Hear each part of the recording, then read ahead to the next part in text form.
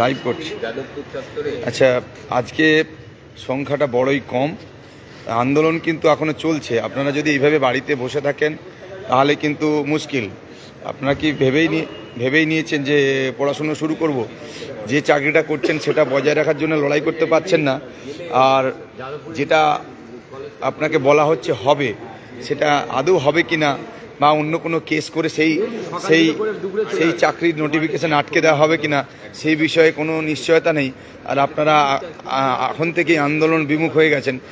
কাছাকাছি যে সমস্ত জেলাগুলো রয়েছে তারা একটা মিনিমাম সংখ্যায় অন্তত আসুন। আমরা গতকাল আমরা হাইকোর্টে ছিলাম, বা তার পরবর্তীতে যে হাইকোর্ট যে রায়ও দিয়েছে যে আমরা এখান থেকে আন্দোলন স্থলকে একটু পাশের যে সুইমিং পুল আছে সেন্ট্রাল পার্কের কাছে ওখানে স্থানান্তরিত করব। কালকে রাত্রে আমরা আলোচনাও করেছি।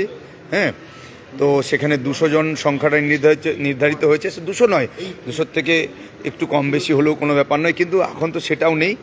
আপনারা সবাই আসুন। আপনারা যদি ভাবেন যে এইভাবে আপনারা বাড়িতে থেকে আন্দোলন হয়ে যাবে, ডিজিটাল আন্দোলন, সেইভাবে কিন্তু হবে না।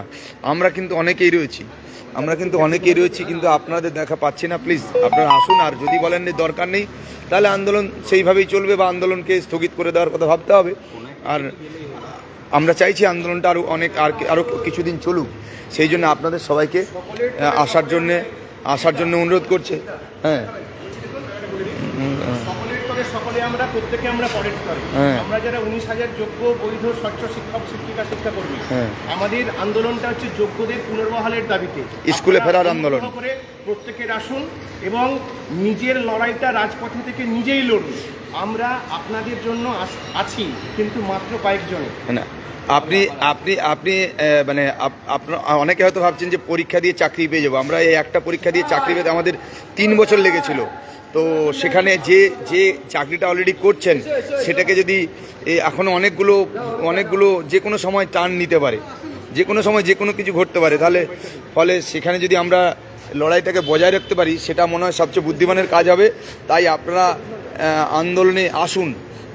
আমরা জানি দূর দূরান্ত থেকে প্রত্যেকেরই সমস্যা রয়েছে, বাচ্চা রয়েছে, সমস্যা রয়েছে, তাও জানি, কিন্তু তাও বলছি এই আন্দোলনটা যখন চলছে সেটাকে বজায় রাখার দায়িত্ব আমাদের এই লড়াইটাকে বজায় রাখতে হবে।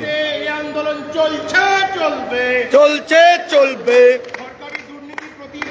আন্দোলন চলছে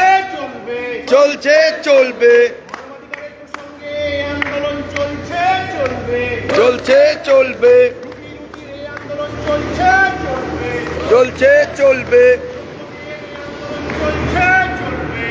প্লিজ সবাই আসুন। সবার কাছে এই অনুরোধ জানাচ্ছি।